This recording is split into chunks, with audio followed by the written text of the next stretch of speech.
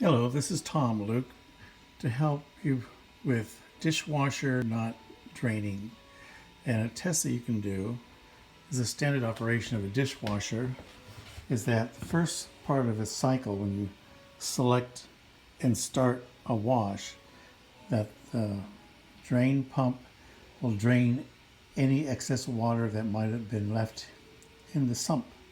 So I added 8 cups of water inside, and water gets pumped from the washer over to a diverter. You can pull the cap off, and on top is a little cap that can be disengaged and check down the hole. The water comes up the center hole, gets circled around and back the other hole, goes through a pipe into your disposal. And it just happens that there's something inside of mine. So I use a hemostat.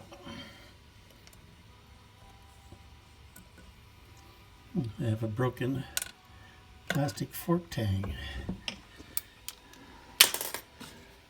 Now take the cap and the 2 little barbs,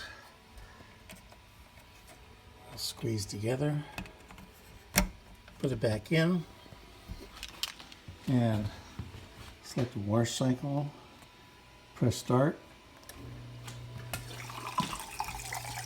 and you can hear the water freely flowing.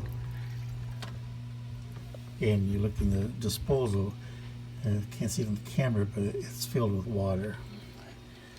And I need to turn on my disposal.